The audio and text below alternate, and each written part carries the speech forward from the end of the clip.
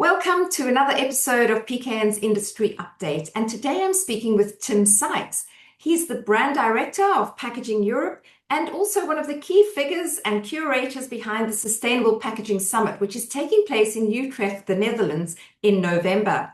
PKN is a very proud media partner for the summit, and I'll be there participating in the program and reporting on the discussions. Welcome to the show, Tim. Thanks very much. It's always a pleasure to interact with Australia and especially with you, Lindy. Fantastic. Now, rather than getting into the detail of the summit, because we really want to try to get a sense of what's going to be discussed there without drilling down into who's speaking and doing what, let's take a broader look at some of the bigger issues shaping packaging sustainability, from the business and the regulatory environment through to pathways for different packaging materials and to where innovation is at today. So, starting with the big picture, what do you, in your experience, think are the biggest forces reshaping packaging sustainability right now? Yeah, and that sort of big picture is the focus of the first day of our event, and I'd maybe suggest two key forces. First of all, unsurprisingly, we've got regulation in Europe that's particularly high on the agenda with PPWR, but that's echoed across a lot of other geographies and essentially compelling industry to integrate into a circular economy. And that's becoming, I guess, a prerequisite rather than a nice to have for packaging, a license to operate. But that involves a huge amount of complexity, of course, and a huge amount of adaptation. In Europe, we're increasingly understanding the sharp end of that. In this month, we've just had PPWR coming into legal force, but that taking place on a backdrop of a huge amount of ambiguity and uncertainty around industry. We did a webinar just a few weeks ago with some PPWR experts who were just basically answering people's questions. And we had a record number of questions on that webinar, all of them around the idea of is my packaging compliant, or does this particular requirement apply to my market vertical, or when are we going to get definitions on what this exactly means? And there's so many gaps around definitions, requirements, what isn't bound by a certain subsection. What do we mean by PFAS? So yeah, it's once you start applying something so universal to an industry which is so complex and diverse as packaging, I think you start to realize how difficult it is to have a kind of blanket regulation, even though that's what you really need to drive it forward. And then I think there are some quite important fundamental disconnects. Someone put it to me just yesterday that the circular economy is being legislated into existence by people who have written law who don't necessarily have a deep understanding of economics, and obviously it still needs to be a viable working economy. So I think there are questions as to how do we make this work economically, and that connects us into quite existential questions for Europe, which I think are applied to other regions as well, around competitiveness of our industry, and on a backdrop of sort of broader deindustrialization and industrial policy, which the European Union has to grapple with, and I guess very similarly in North America and other developed regions that are trying to emulate European regulation. And then one other huge force that I think packaging and packaging sustainability needs to come to terms with at the moment is the challenge around sustainability versus cost. And I think over the last 2 or 3 years, we've seen more and more searching questions coming from the chief financial officer, and representing the interests of the shareholders on what's the cost of the adaptations and the investments that we're being asked to make for the purposes of sustainable transformation. We're starting to see that there's less money being invested into packaging innovation. For example, venture capitalists are maybe beginning to look a little bit more cautiously at packaging innovation startups than they were 3 or 4 years ago. Brand owners are a little bit more reticent to commit to big innovation projects. We've seen maybe some of the low-hanging fruit being plucked for sustainable adaptation, and now a lot more questions and rigorous attention towards what's the business case for action, what are the business models we can take as proof points, and this is something that we want to really delve into on that first day of the event, on the strategic agenda, and it will be really interesting for us to listen to the insights based on hard experience of Paul Polman, the former CEO of Unilever, who famously kind of bet the house on sustainability, and well is no longer CEO of Unilever. And I think connected to that, EPR and eco-modulation and how we can get the role of extended producer responsibility right in order to make sustainability viable and make the money circulate within that circular economy. So that's going to be another really, really important dimension of this question. It's certainly a very pertinent question to unravel in the Australian sense as well, because we do not have regulation yet. We have been waiting a very long time, and in the hope that there will be something forthcoming, especially in the EPR space. And now it's looking decidedly like the cost of living is too big a political hand grenade to throw. For want of better terms, yeah. So it is looking like the cost of living is too risky a factor when it comes to the political longevity of the party that's in power at the moment. I'm speaking completely out of turn, perhaps, but EPR is no closer for us. But we are looking to Europe for sure to see how it all plays out there, and that is why this will be very interesting. It's a good opportunity to both, piggyback on the work that Europe has done, and to learn from and hopefully avoid the pitfalls that we've fallen into and are kind of still stuck in. Yeah. I think the position of envy that many people who have been fighting for reform, packaging reform, in regulation, are looking at Europe and saying it's not perfect, but you've at least got going. You've made a start, and I think, that's at least something that we can look at how it's going to play out and possibly take lessons from that. So if we look at the pathways for actual materials for plastics, paper, and reuse, and looking from that broader business environment into some of those practical ways that materials are being changed and applied, reuse has been a major focus for some time. But making the economics and the infrastructure work remains challenging. What needs to happen, in your view, for reuse to become commercially viable at scale? Yeah, and that's really the crucial stage that we're at the moment, where we've seen lots of really pleasing startups and small pilot schemes, but limited sense of broad-based, high scale adaptation, and we really need that kind of something that's a stepping stone to universal systems as a next step.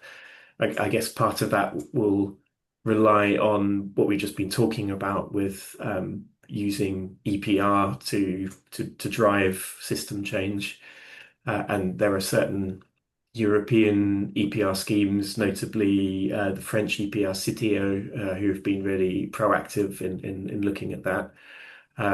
But I think, yeah, there are other experiments that we're beginning to see that hopefully point the way. One of them is a range of citywide programs working with consortiums of participating brands and retailers. There's a few reuse city schemes taking place in Europe, including Amsterdam, very close to our event, and in Ottawa and in Canada. So we will be hoping to start to take stock of the learnings that they've had at our event. Another, I think, is partnerships between corporates that are able to drive scale. So an example which looks potentially quite interesting and may have some real impact that we're seeing in Europe, that we'll be hearing from at the event, is a startup called Meadow, which is based on, it's a refill system which uses aluminium cans as the consumable, and they have a partnership with Ball, so really their possibility of driving real scale, and brand owners. So that's the sort of thing where potentially there's an opportunity to drive across a whole range of verticals, a sort of standardization of this is a new way of doing things. Well, Yeah, just interrupt you there, but that Meadow is in fact also going to be finding its way into Australia via a little company called East Coast Canning and Printing. So more on that anon, but we're looking forward to having that trialed here too. Okay, great. Yeah, that'll be exciting to see next time I'm in Australia as well. Yeah. Yeah, but I think that bringing as many major players on the single-use packaging and the packaged goods market together to drive standardization and to make it going from this is an option in the supermarket to this is how we usually consume this product is going to be key. But yeah, at our event, we're going to be looking quite a lot at the city programs, the reuse cities. We'll have Fernando from the New Reuse Alliance sharing their reuse barometer, giving us a sort of update as to how things are moving across the whole of Europe. We'll have Tom Sykes from TerraCycle sharing the lessons that they've learned from how many years is it now doing Loop in France, several years now. And we're also going to be looking at what I think is quite an important question. As I say, you need to sort of drive something from being an unusual option to being the standard behavior, and how do we change the consumer behavior to ensure that we're not just putting something on the market, but making consumers decide that it's something that they're going to do. And we have Zilla Kruko, who is going to be talking about nudge techniques. Yeah, because we've just had our local awards here, the Packaging Innovation and Design Awards for ANZ, and the one who won the most trophies, the highest trophy tally, went to a reuse system that has been designed in New Zealand. But one of the things that came to light after that, when I interviewed the company, is that they haven't been able to make that viable at scale. This is very much still a pilot, and their biggest stumbling block is consumer behavior and the attraction of convenience, which is where single use comes into play. So building on that single use idea, and of course, single use plastic's a big problem. They remain a major part of our packaging system, despite all the pressure around their environmental impact. Let's talk about plastic circularity. What do you see as the biggest opportunity for plastics in the circular economy, Tim? I would probably phrase that as an obligation more than an opportunity. So it seems evident to me that plastics are fundamentally needed if we want to have a resource efficient packaging landscape. There are certain areas where moving away from plastics means being vastly less efficient and then suffering in terms of other environmental impacts, particularly the carbon footprint. So it follows that, we need to use plastics and we absolutely shouldn't be then dumping them into our natural environments, but we need to Mm. integrate them into a circular economy. And again, going back to what we were talking about at the start, a huge part of this is really about the economics, aligning regulation and EPR to drive infrastructure and consistent collection and sorting and recycling. So, in the conversations we have at the Sustainable Packaging Summit, a lot of the plastic circular economy discussions are going to be talking about those frustrating things that, as packaging professionals, we are kind of powerless to impact, because it's about the stakeholders that do do their work after packaging has been disposed of, and the legislate what happens with economically with those materials, and whether they get recycled again. Mm. Um, from a technology point of view, I think there are interesting questions. Can smart technology in sorting, whether that's AI or digital watermarks, increase the value of PCR, and improve maybe improve design for recyclability? We've got interesting discussions about using AI in compositional analysis of packaging waste at recycling centers, and how that can start to feed back intelligence that can tell brands and packaging producers what adaptations they can make to make things more easily recyclable. We'll Mm. also have the Holy Grail consortium giving updates and meeting privately to talk about how the advanced sorting technologies are happening, how they're developing. Um, then, again, on the technology side, what's the role that we can expect from chemical recycling and dissolution recycling in all of this? How are they faring in the open question of the feasibility of the circular economy? Mm. Mm. And yeah, what actions can we expect the value chain to have when so much depends on external actors, aside from ensuring that they're up to date with design for recyclability, and buying as much recycled content as they can. So yeah, it's a huge question, and something that I think, because a lot of the low-hanging fruit has been picked in terms of innovation. It's one where it can seem like it's a less exciting topic for Mm. packaging geeks like you and me, Lindy, because we're not seeing that kind of breakthrough innovation, Mm. but it's still, I think, one of the most crucial areas of discussion for packaging sustainability.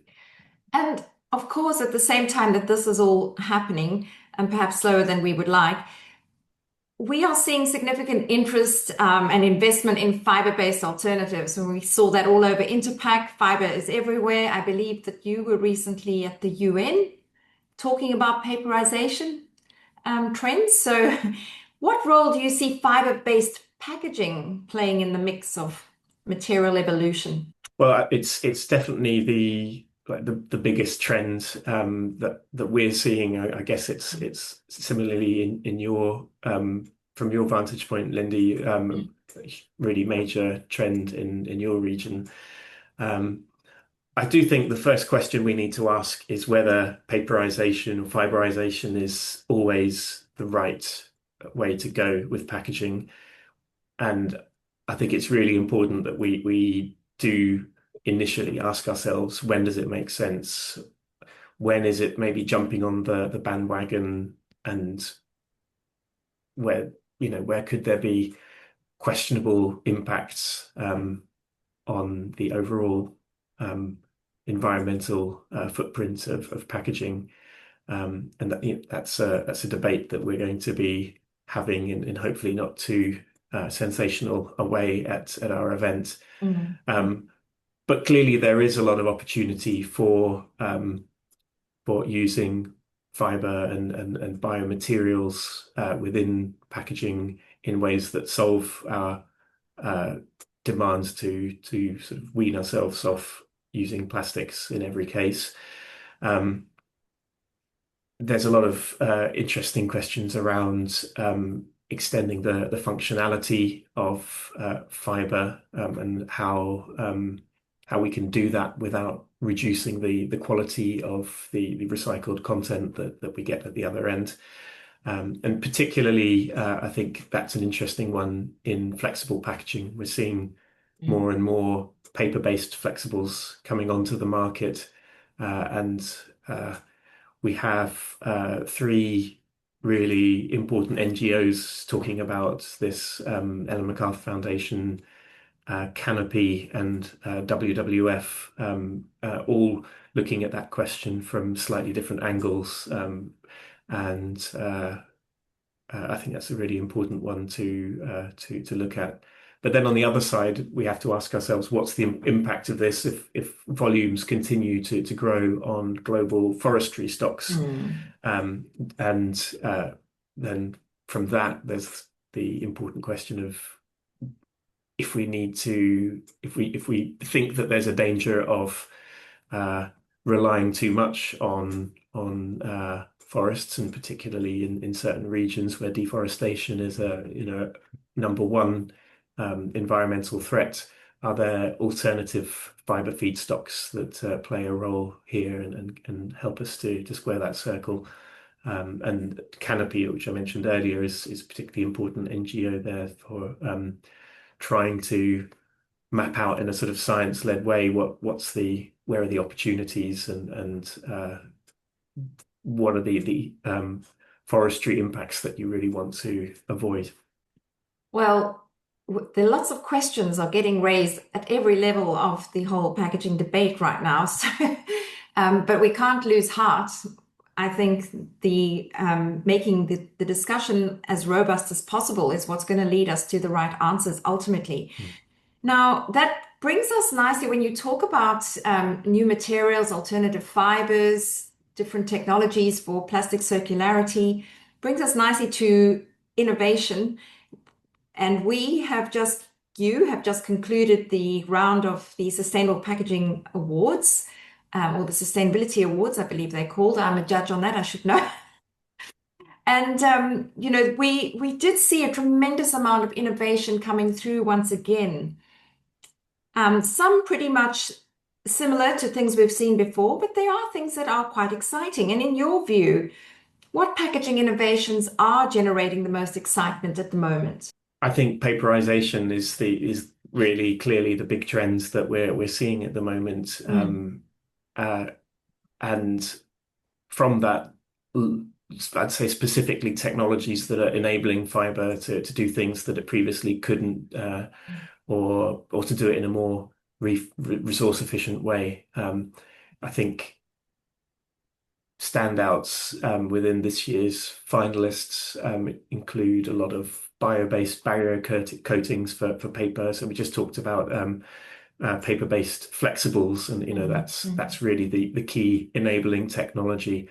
So whether it's from seaweed or agricultural byproducts, or chitosan from ocean waste, a lot of attention going into this, and clearly a lot of interest from the market. And yeah, we're seeing also within the finalists some corporate partnerships between what are now very large mature startups with developing these coatings coating technologies and major converters, paper packaging specialists. So yeah, I think that's probably the trend that we see most.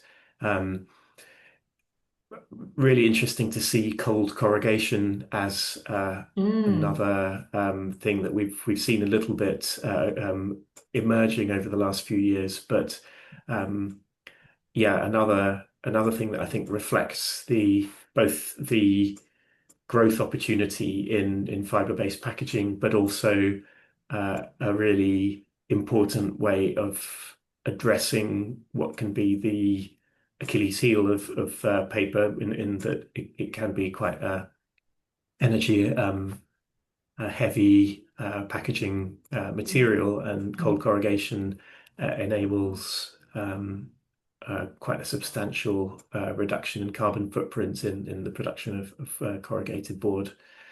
Um, Within this paper or fiber-based packaging topic, I might pick out what is my favorite Sustainability Awards finalist this year.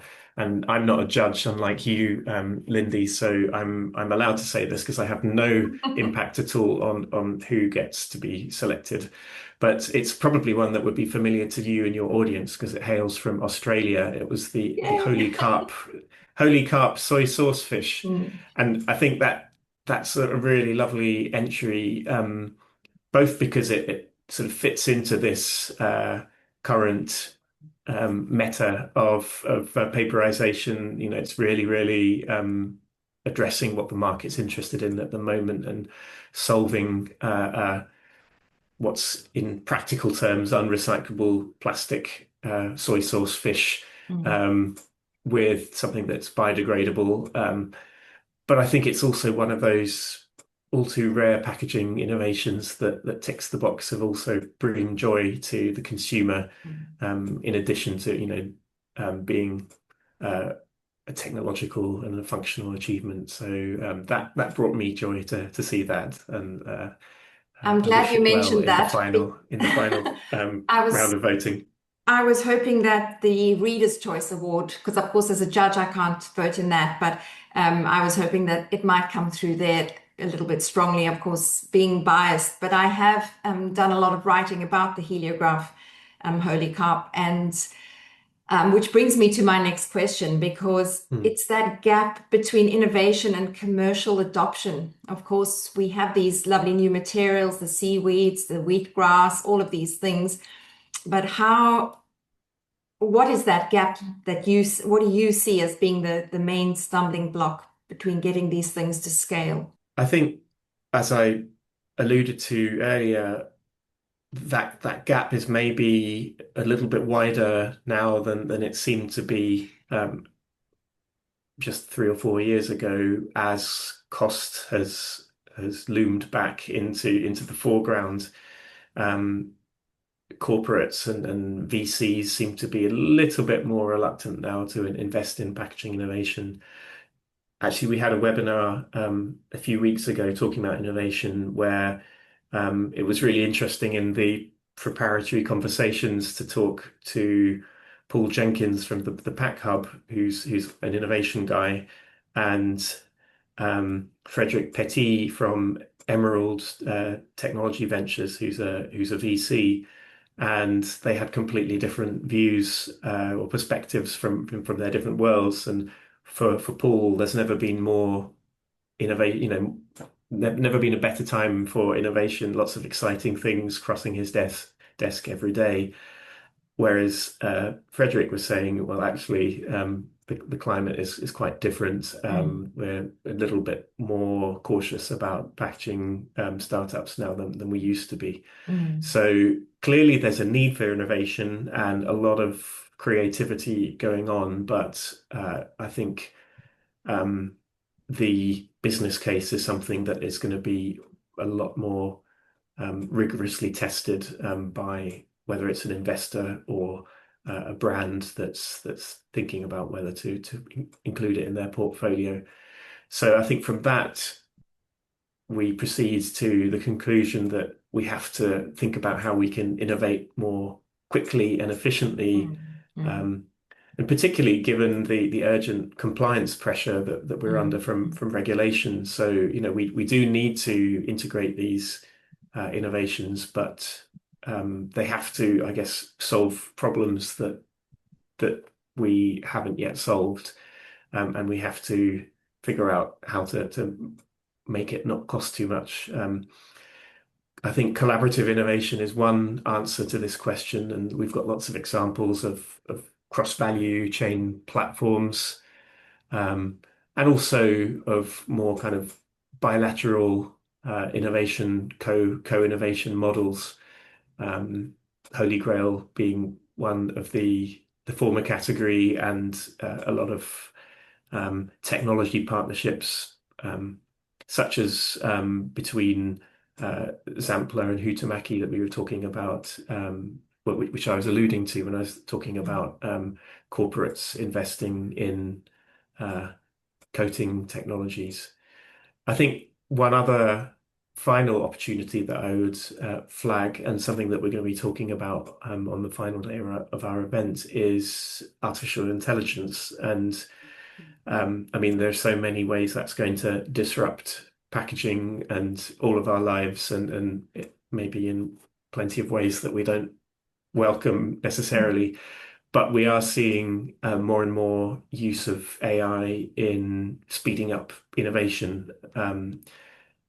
So some examples we're seeing in material development and material specification, also examples in packaging development, and using AI and its ability to quickly make sense of huge amounts of data, which is coming more and more from retail and from the value chain. So I think that's a really important one for all of us to explore. That if we need to make innovation cheaper and quicker, then we're probably going to have to embrace the possibilities of AI, even if dinosaurs like myself find that quite anxiety inducing. Well, we've covered a lot of ground, and all of those touch points will be covered in depth at the summit, and I'm really looking forward to that. And of course, the summit will also host the Sustainability Awards, and that will be exciting too for participants there. Thank you for joining us, Tim. I can't wait to hear more about it as you unveil the speakers. We'll be sharing that with our readers too. So thank you very much for joining me. Thanks so much for having me, and looking forward to seeing you in Utrecht, and hopefully some of your audience as well in November. Thanks.